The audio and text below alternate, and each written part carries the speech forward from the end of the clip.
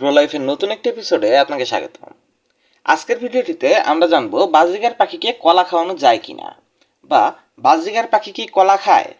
আজকে আমরা প্র্যাকটিক্যালি পাখিকে কলা দিয়ে টেস্ট করে দেখব ও এটা খায় কিনা। দেখুন, আমি পাখিটার মুখের সামনে এই কলাটা ধরলাম, আর ও কিন্তু একটু একটু এটা খাচ্ছে। তার মানে আমরা বুঝতে পারছি বাজরিগার পাখি কলা খায়।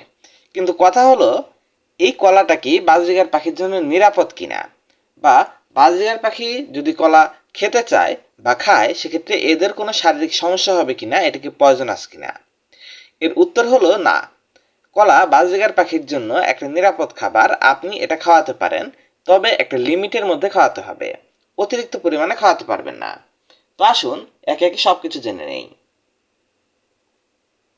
যদি প্রশ্ন আসে আপনি এক জোড়া বাজরিগার পাখিকে কতটুকু পরিমাণ কলা খেতে দিতে পারবেন, তবে আপনি এটা মূলত দুইটা উপায়ে খেতে দিতে পারেন। এক নাম্বার হলো আপনি এটা পাখিকে ট্রিট হিসাবে দিতে পারেন। মানে আমরা যেমন সপ্তাহে 2-1 দিন বাইরে ঘুরতে যাই, বেড়াতে যাই, ভালো মন্দ খাই,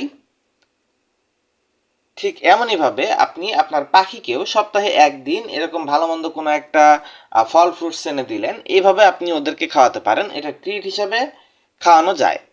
তো এক্ষেত্রে হয়তো বা আপনি একটা কলার একটা অংশ ওদেরকে দিয়ে রাখলেন, 3-4 ঘন্টা ওদের খাঁচার মধ্যে রাখলেন, তারপর ওটা বের করে ফেলে দেবেন।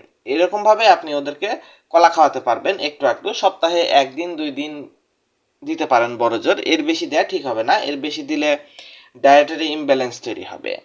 আর দ্বিতীয়ত আমি আপনাদের একটা ওয়ার্নিং সম্পর্কে বলছি। এই যে কলাটা দিবেন, এটা কিন্তু কেউ বাজরিগারের খাবার হিসাবে দিবেন না।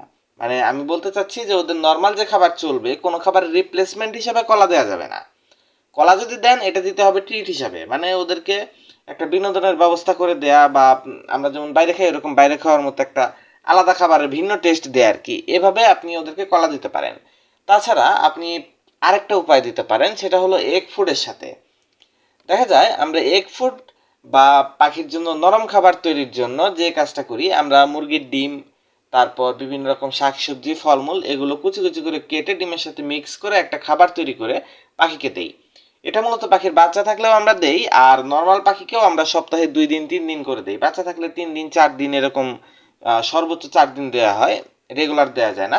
তো এই এগ ফুড তৈরিতে কিন্তু আপনি সামান্য পরিমাণে কলার ব্যবহার করতে পারেন, এতে ঝুঁকি নেই, বরং এটা আপনার পাখির জন্য ভালোই হবে।